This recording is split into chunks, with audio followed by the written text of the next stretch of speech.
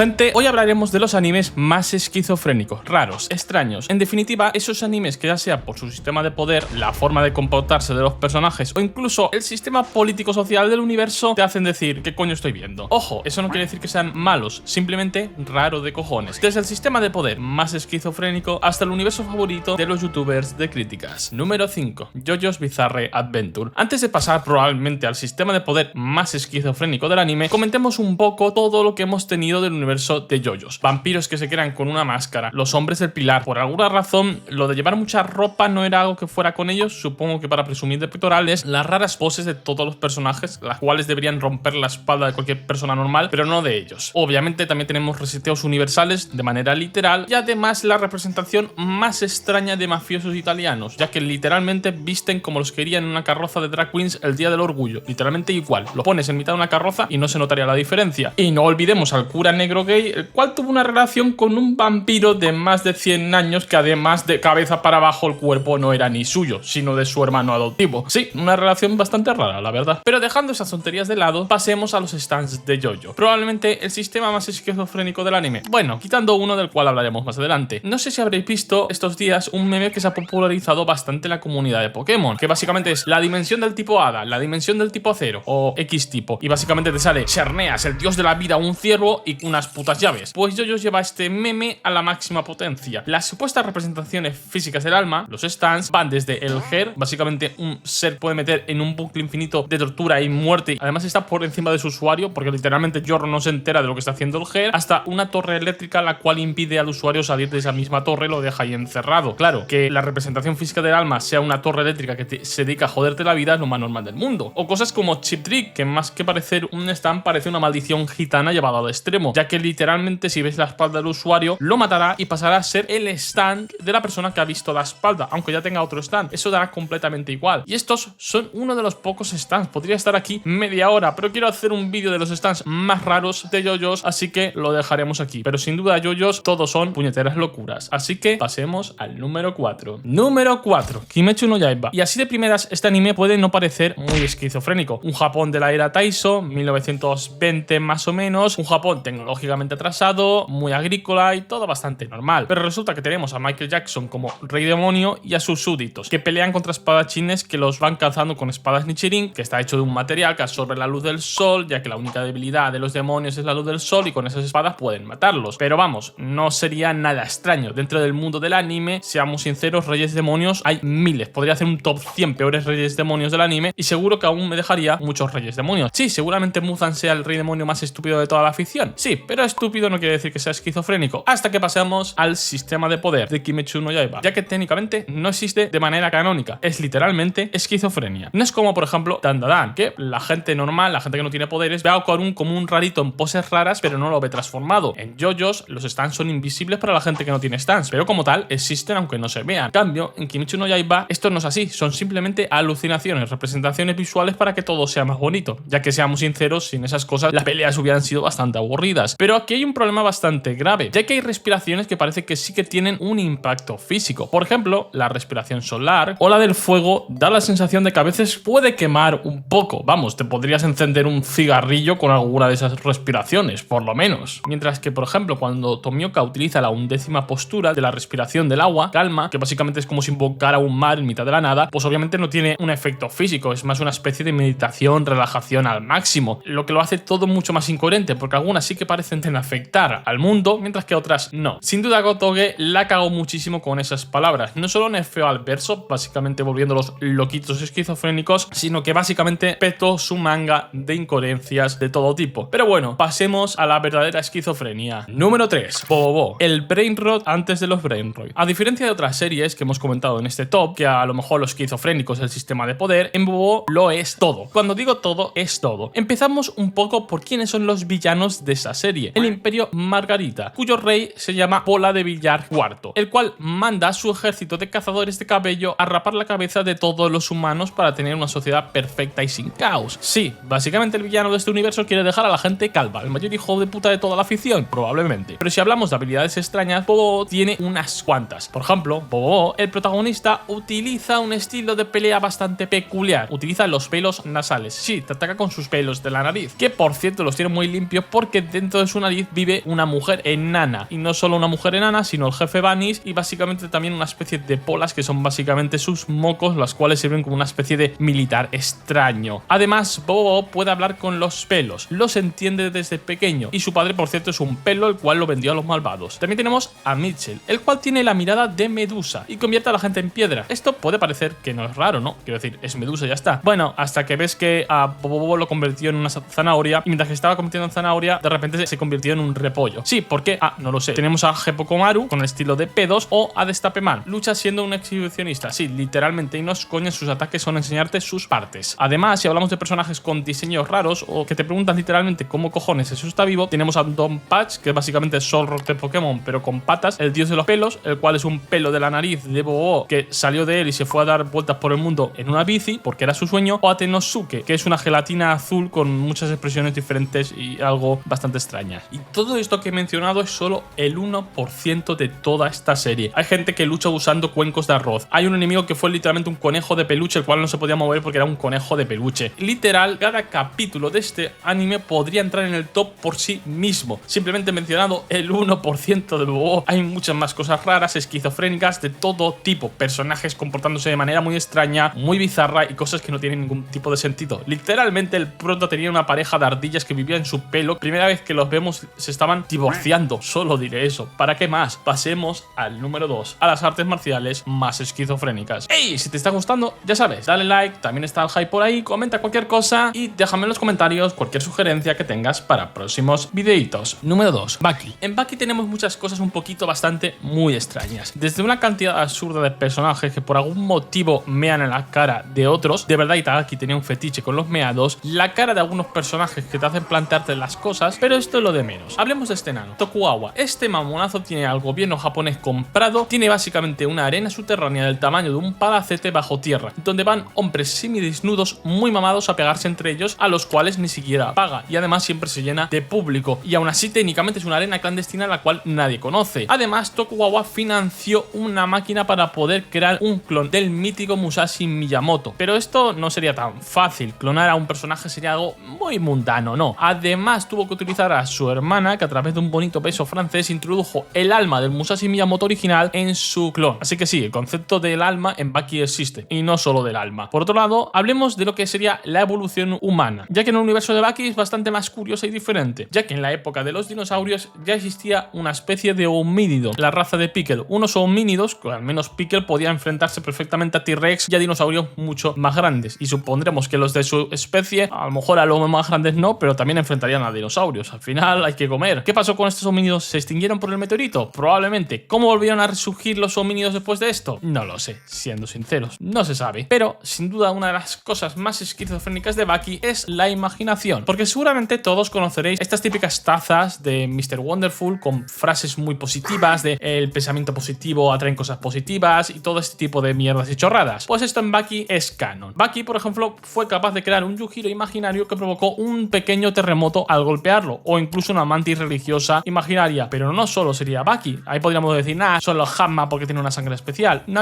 Cualquiera con bastante imaginación puede hacerlo. Kasumi Orochi imaginó que básicamente sus huesos eran látigos, imaginó más articulaciones para así poder romper la barrera del sonido con sus golpes. O el propio Musashi Miyamoto, que imaginando sus espadas podía cortar a la gente. Sí, no los cortaba físicamente, pero les cortaba de tal manera que la gente sentía que había muerto, se sentía cortada. Además de la existencia de fantasmas, artes marciales que funcionan en base a envenenarte a lo largo de años y que canónicamente si mueres puedes acabar en un isekai. Porque sí, Retsu no es el único que se fue a un isekai. Canónicamente en este universo hay varios japoneses por lo menos que se han ido a otro mundo a seguir con sus cosas. Entre ellos un maestro de Retsu, que además en ese de otro mundo era una especie de no muerto. Pero para mí lo más esquizofrénico de Baki son los presidentes de Estados Unidos, o mejor dicho, el paso del tiempo. ¿Pero por qué digo esto? Pues en apenas un año, 2 años dentro del universo de Baki hemos tenido a Obama, Trump, Biden y diría que otra vez Trump. Los presidentes de Estados Unidos en Baki duran en vez de 4 años, 4 meses o incluso menos. De verdad, el paso del tiempo en el universo de Baki es extremadamente extraño. Es lo que tiene que la serie sea tan larga. Pero claro, no es una serie humorística como Los Simpsons que dices, bueno, es para hacer chistes actuales. Técnicamente Baki no va por ahí y aún así te mete referencias históricas actuales el puñetero Taki, lo que hace que las cosas sean mucho más extrañas. Pero pasemos al número 1, al universo favorito de los youtubers de críticas. Número 1, Tokusatsu Tensei Dokuro-chan. Y a ver cómo explicamos este anime sin que haya ningún tipo de censura por parte de YouTube, ya que este mejor que esquizofrénico sería decir que es extremadamente turbio. Lo primero que vemos en esta serie, más empezar, es al prota, Sakura, ser asesinado y resucitado al instante por un ángel, Dokuro-chan, que básicamente cada vez que Sakura hace algo mínimamente pervertido es asesinado y después resucitado. Además, este ángel ha sido enviado por Dios para acabar con la vida de Sakura. Se ve que este es el Dios del Antiguo Testamento y es bastante hardcore, aunque quizá tenga una razón muy justificable para hacer esto. Eso sí, Dokuro-chan no quiere matar a Sakura, sino que lo quiere, digamos, pasar al lado del bien, quiere reeducarlo. Pero a medida que pasan los capítulos van apareciendo incluso más ángeles que quieren acabar con nuestro protagonista. Ahora bien, ¿qué es lo extraño de este anime? Bueno, Sakura en un futuro, buscando crear el mundo perfecto para los youtubers de críticas, también creó la tecnología de la inmortalidad. Es decir, a diferencia de Dallas, sí que creó el laboratorio de la inmortalidad, pero le añadió un plus muy turbio. Y es que básicamente provocó que las mujeres dejaran de envejecer a la edad de 12 o 14 años. Y esto es lo que buscaba. Lo de crear la inmortalidad fue sin querer. Sí, muy turbio. Sí, efectivamente es lo que os estáis imaginando. En un futuro los hombres sí que se verán mayores, sí que envejecerán, pero las mujeres todas tendrán apariencia de niña de 14 años, por lo tanto creará el mundo loliconero perfecto. Si esto no es extraño y bizarro, decidme lo que sería, porque es simplemente lo más japonés que puedes ver. Y también habría que preguntarse por qué Dios enviaba ángeles con forma de niñas de 14 años más o menos, sabiendo las tendencias del prota. ¿Acaso no hay ángeles con apariencia masculina o mujeres maduras?